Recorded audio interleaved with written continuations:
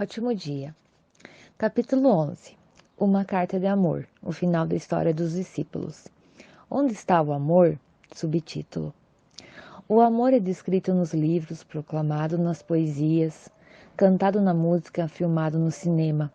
Apesar de ser o fenômeno psicológico mais procurado da história, é o menos compreendido.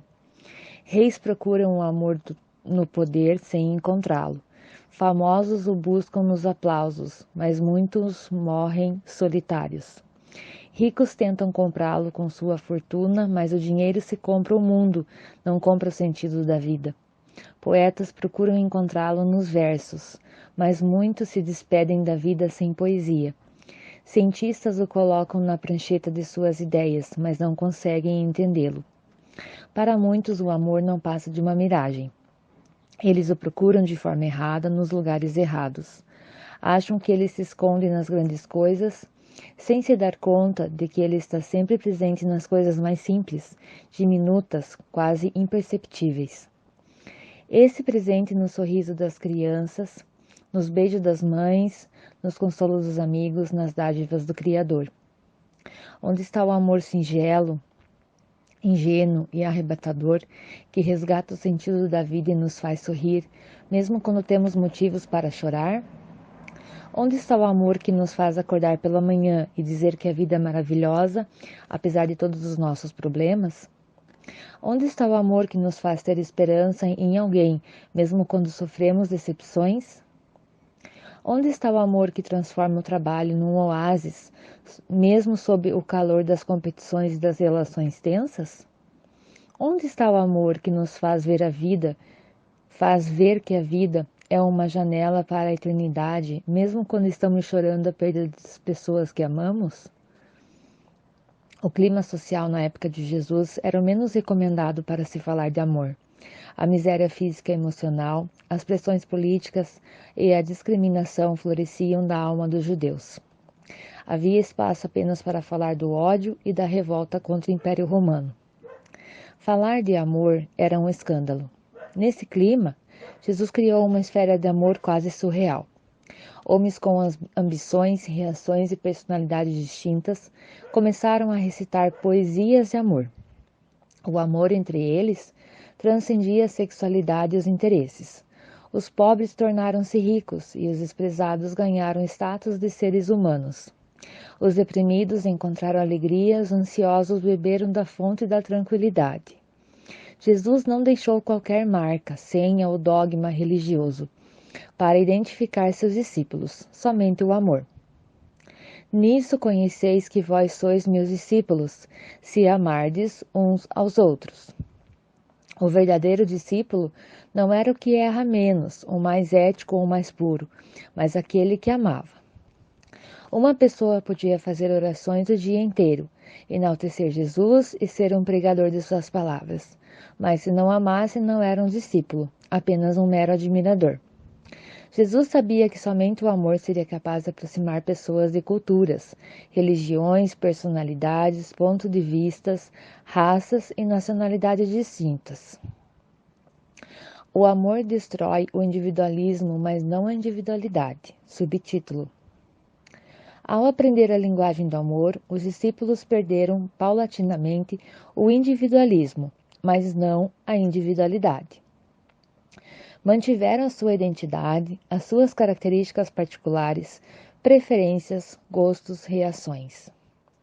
Os discípulos continuavam com personalidades diferentes umas das outras, mas qual era a personalidade preferida de Jesus? A sensível como a de João, a determinada como a de Pedro ou a perspicaz como a de Paulo?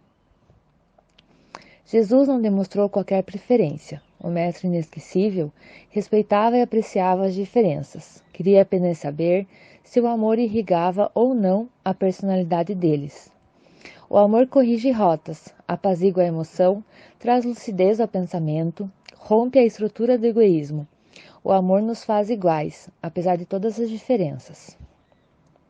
O cristianismo está dividido em muitas religiões.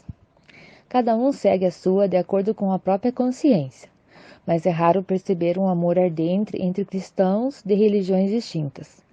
É raro encontrar expressões de afeto, reuniões sociais, orações em comum entre aqueles que não comungam das mesmas ideias. Jesus jantava tanto na casa de um fariseu quanto de um coletor de impostos. Valorizava os éticos e dava especial atenção aos imorais. Amava pessoas muito diferentes. Onde está o amor nos dias atuais? As pessoas podem estar divididas em distintas religiões, mas é inaceitável que o amor esteja dividido, pois, se estiver, ele se dissolverá no calor de nossas diferenças. Quem não ama não tem sonhos, não se coloca no lugar dos outros, não sabe compreendê-los. Muitos cristãos e membros de outras religiões rotulam de fracos aqueles que possuem transtornos emocionais. Em vez de amá-los e compreendê-los, julgam e condenam. Cometem uma injustiça que só quem não ama é capaz de cometer.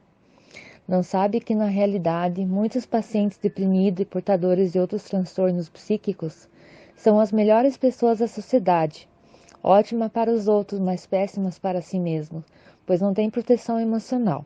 É o medo da crítica e do preconceito que as faz calar sobre a própria dor. O mestre do amor opôs-se completamente a esse tipo de preconceito.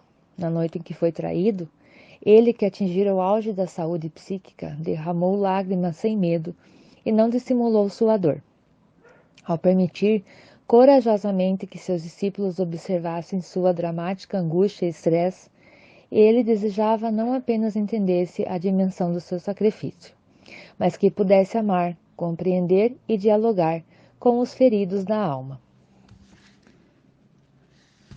Mas onde está a poesia de amor proclamada por Paulo e que alivia os abatidos pela depressão e ansiedade? Onde estão os beijos de amor anunciados por Pedro?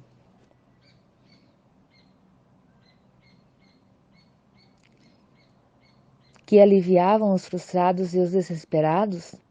Onde está a saudação calorosa de João que exalta a todos, nome por nome, como amigos e é capaz de fazer com que os aflitos se sintam amados e queridos? Falar de Jesus Cristo sem amor é falar de um banquete sem alimento. Hoje parece fácil para as pessoas dizerem que são cristãs, pois mais de 2 bilhões o dizem. Dizem-se cristãs dá até status social, pois o mundo valoriza os que afirmam ser adeptos de Jesus Cristo. Mas quando o status está em primeiro lugar, o amor pode estar em último. O islamismo é uma religião que tem tradições cristãs e judaicas. Mas a maioria dos islamitas desconhece que Maomé exalta Jesus em prosa e verso no Alcorão, chamando-o de sua dignidade no livro sagrado dos muçulmanos. Entretanto, onde está o amor proclamado por Jesus entre os radicais do islamismo? Os ataques terroristas, que destroem vidas, escrevem uma carta de ódio e não de amor. É raro vermos cristãos amarem muçulmanos e muçulmanos amarem cristãos e judeus. O ódio e as mágoas têm prevalecido. O amor se tornou delírio. Não coloque condições para amar. Subtítulo. Precisamos nos apaixonar pela espécie humana, como o mestre da vida. Devemos ficar fascinados com as reações de um mendigo, com as alucinações de um paciente psicótico, com as peraltices de uma criança, com as reflexões dos idosos. Cada ser humano é uma caixa de segredos. Cada ser humano merece o Oscar e o Prêmio Nobel pela vida misteriosa que pulsa dentro de si. Ao analisar a personalidade de Jesus, mais uma vez me convenci de que a unanimidade é estúpida. A beleza reside em amar as diferenças, em não exigir que os outros sejam iguais a nós para que possamos amá-los. Jesus foi afetuoso com Judas no ato da traição e acolheu Pedro no ato da negação. Ele os amou, apesar das suas diferenças. Se amou pessoas que decepcionaram tanto, foi para mostrar que não devemos exigir condições para amar. O exemplo do Mestre me levou a amar pessoas tão diferentes de mim. Pessoas que possuem pontos de vista diferentes do meu, que adotam práticas das quais não participo. Apesar de discordar das crenças e convicções das pessoas, você deve preservar seu amor por elas e respeitar sua lógica, inteligência, verdades, pontos de vista e não simplesmente descartá-las. Se Jesus perdoou seus carrascos quando todas as suas células morriam, quem somos nós para exigir, em nosso conforto egoísta, que pessoas que pensam diferentes de nós mudem para que possamos amá-las? Não apenas os cristãos deveriam fazer outros cristãos de religiões distintas. Não apenas os cristãos deveriam amar outros cristãos de religiões distintas. Mas se realmente viverem o que Jesus viveu, amarão com intensidade budistas, islamitas, brahmanistas e ateus.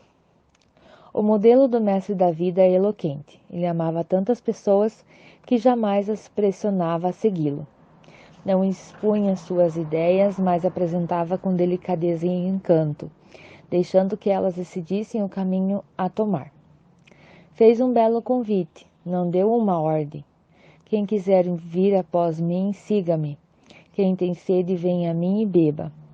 Quem de mim se alimenta, jamais terá fome. O amor respeita o livre-arbítrio, a livre decisão.